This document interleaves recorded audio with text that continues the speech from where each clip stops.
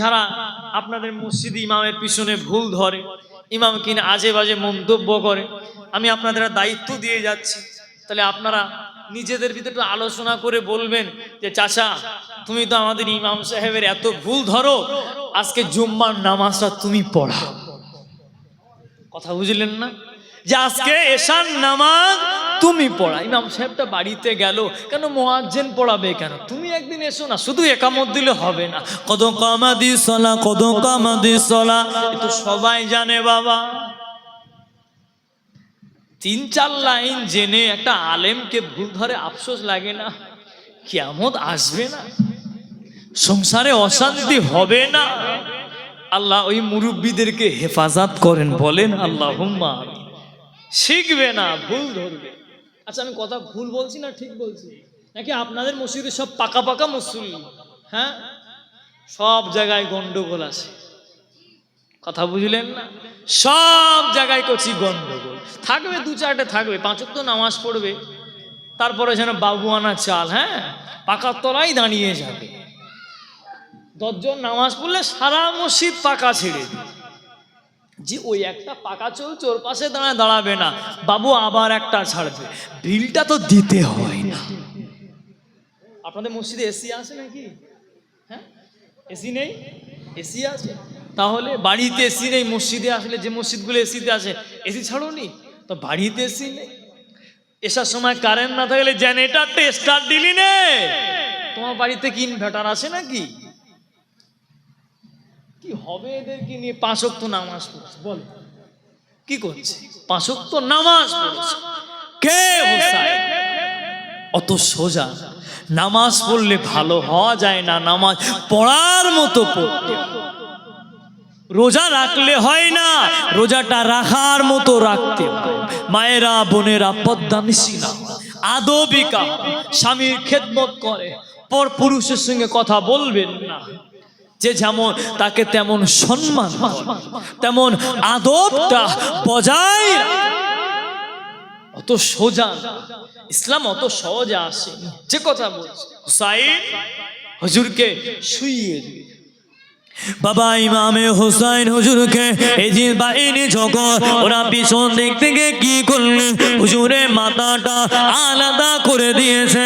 ও যুবকেরা, ইমামে হুসাইন রাদিয়াল্লাহু তাআলা আনহু হুজুরের যখন মাথাটা আলাদা করে দিয়েছে, সেই সময় কি হলো, মক্কা মদিনা আশপাশ এলাকাগুলো ভূমিকম্প যেমন করে হয়, ভূমিকম্প যেমন করে হয়, তেমন করে মক্কা মদিনা তাকে ভেয়ে উঠেছে।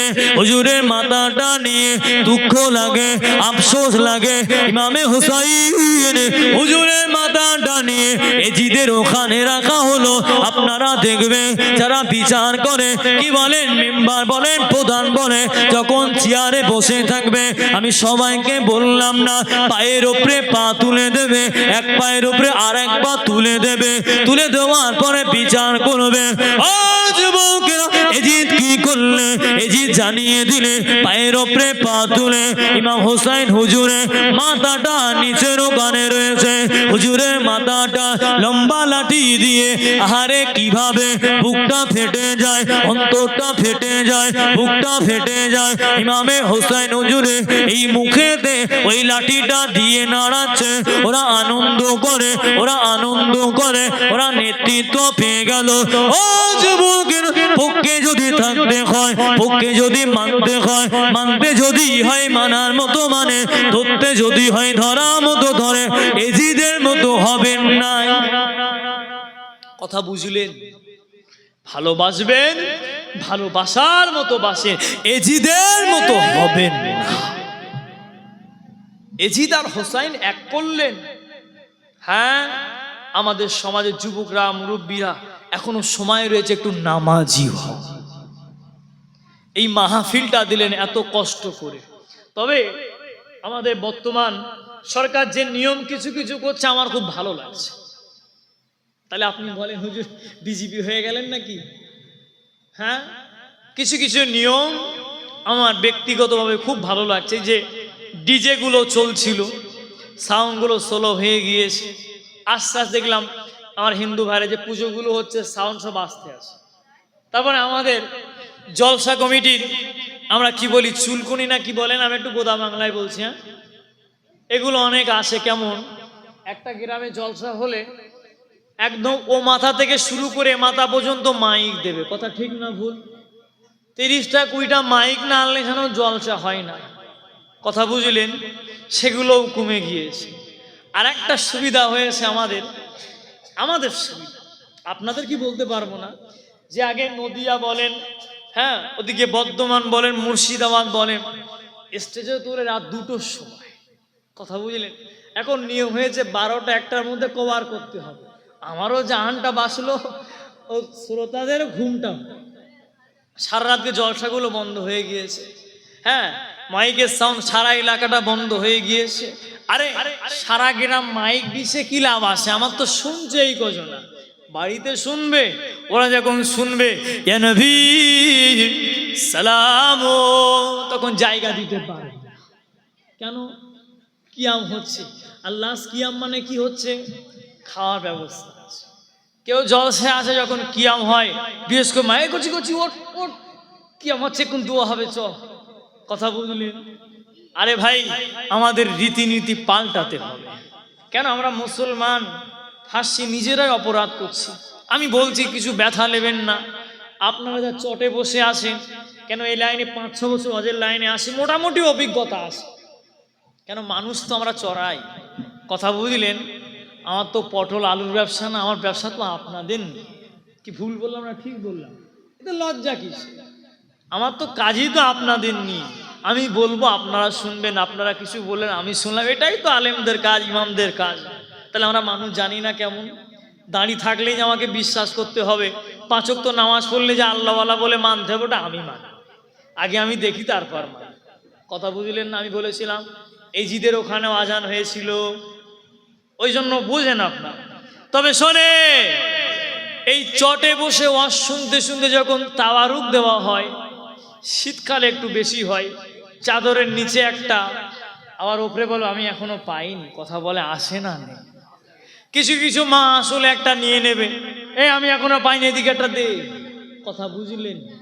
যে বাচ্চাটা এখনো ভাত খেতে শিখলো নে, আমার কচিটা দেবে না, মুরব্বী রাখছেন না তো? হ্যাঁ বলেন, কচিটা খেতে পারে, কচিটা এখনো দুধ ছাড়ালো না, আমার কচির দোয়া না, আমার কচিটা এখনো পাইনি। তাহলে আমরা এখানে বসেও 2 নম্বরই চলছে, রাগ করলেন? হ্যাঁ, যারা এই কাজ করেন খবরদারিগুলো করবেন না। এগুলো মেহমানদারি করা হয় সকলের জন্য, হ্যাঁ, বেশি হলো বিষয়টা আলাদা, 2 প্যাকেট 3 প্যাকেট করে, হ্যাঁ, আমি আর সবকিছু খুলে বললাম, বুঝে নেন, চলতে হবে। আল্লাহ আমাদের সকলকে হেফাজত করে, মায়েরা, বোনেরা, যুবকরা, আমাদের সকলকে মুক্তি হবে। আমরা কি একছি? তোরা ওয়াজ করবি নাকি? হ্যাঁ হ্যাঁ, ও হুজুর, তোরা ওয়াজ করবে? হ্যাঁ, শোনে, মসজিদের খাটিয়া যেদিন আপনার বাড়িতে চলে আসবে, সেই দিন আর কিছু করতে পারবেন না, কথা বোঝেন? মসজিদে যদি আপনার নামটা একবার হেঁকে দেয়, অমুকের ছেলে অমুক মারা গিয়েছে, আহা, ওই দিন আপনার বিবিও আপনাকে চিনবে না, আর আপনিও বিবিকে চিনতে পারবেন না। আপনাকে শেষ গোসল যখন দেওয়া হবে, সাদা কাফনে যখন মোড়া হবে, এসিওয়ালা বাড়ি, কেটিএম বাইক, সব কিছু ফেলে চলে যেতে হবে, কাঠের গাড়িতে উঠতে হবে। মায়েরা, বোনেরা, জান্নাতে আমাদের যেতে হবে, টার্গেট রাখতে হবে। আমি প্রায় জায়গায় এটা বলি, আপনাদের বোঝানোর জন্য বলি, শোনেন, আমরা কি বলি জানেন? যে বাবা আমরা মুসলমান হয়েছি, বাবা আমি নামাজ পড়ি না পড়ি, ও নামাজ পড়ে তো কি হয়েছে, ওর থেকে ঈমানটা আমার ভালো। এরকমও কিছু মুরব্বী আছে, 55 বছর বয়স, ও মসজিদে যায়নি, ও আবার বলে ও নামাজ পড়ে তো কি হয়েছে, ওর থেকে আমার ঈমানটা ভালো। এই কথাটা কিভাবে বলে? এ কি ছেলের হাতে পিঠে নাকি? এরকম বলে কি বলে না? খুব ভালো লোক বলে মনে হয়। সব গুছিয়ে দে। কে? 3.5 হাত জায়গায় ঢোকো, ফারিস্তা তোমার জন্য কি বিরিয়ানি রেখে দিয়েছে, চিকেন রেখে দিয়েছে। আর যেগুলো আমাদের বন্ধ করে দিয়েছে, আমি আর এখানে বলবো, খুব প্রিয় আমাদের, ও রান দেবে, রলা দেবে তোমাকে, অপেক্ষা করো মুরব্বীরা। এবার আপনারা সব ঈদটা কেমন কাটালেন? দিনে রাতে হলো নাকি?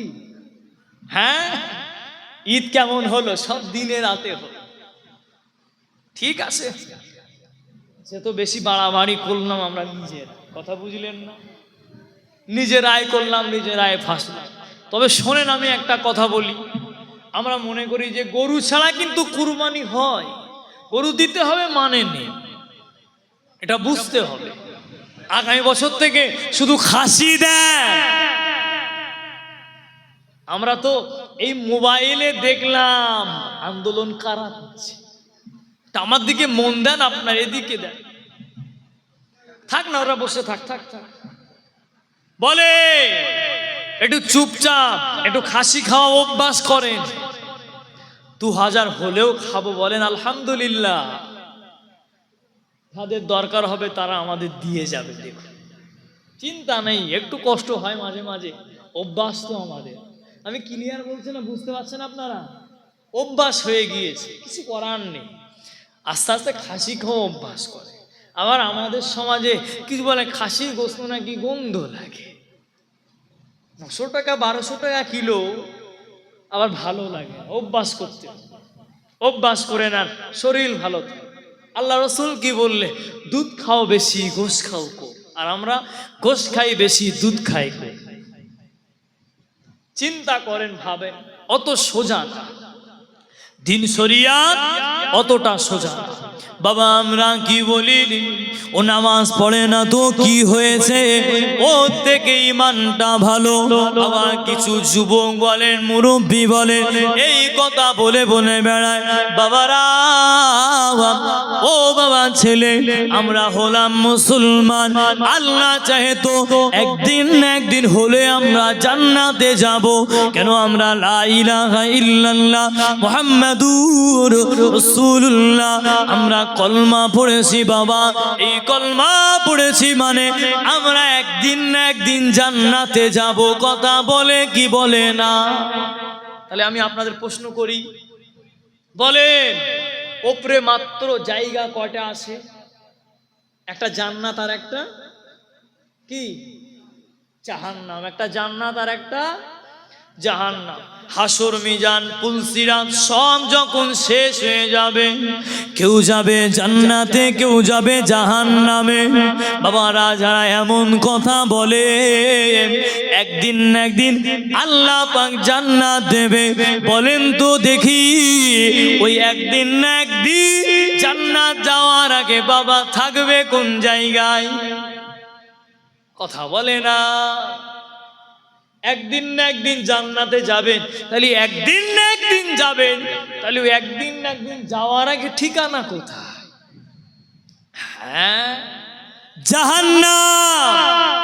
নাউজুবিল্লাহ বললেন না? তাহলে ও আগে জান্নাত চাইলো নাকি জাহান্নাম? আগে মুখ দিয়ে জান্নাত বললো না, একদিন না একদিন যাব। কচি একদিন না একদিন কোথায়? মাঝখানে আল দিলে কেন? এই জন্যে দিল, ও তো নামাজই পড়ে না, ও তো রোজা করে না। শুধু দান করে পার হওয়া যাবে না। মসজিদের সভাপতি, সেক্রেটারি, ক্যাশিয়ার হয়ে নাজাত পাওয়া যাবে না। মসজিদের জায়গা দান করে নাজাত পাওয়া যাবে না।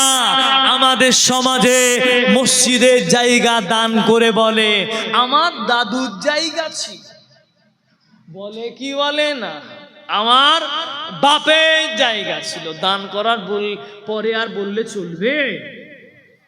মসজিদের ক্যাশিয়ার যখন যা ইচ্ছা করব, মসজিদে বছরের ঠিক মতো হিসাবটাও দেয় না, আসে না? নাই? হ্যাঁ, সভাপতি বউটা এখনো বিনা পর্দায় ঘুরে বেড়ায়।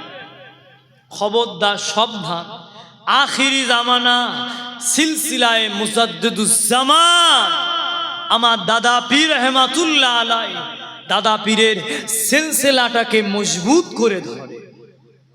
মুজাদ্দিদুজ্জামান আমিনুশ শরিয়াত আমার দাদা পীরের বাগানের মুরিদ আপনারা। আল্লাহ পাক আমাদের সকলকে শোনা বোঝার থেকে বেশি বেশি আমল করার তৌফিক দান করে বলি আল্লাহুম্মা আমিন। খবরদার আখিরি জামানায় এদিক ওদিকে তাকানোর দরকার নেই।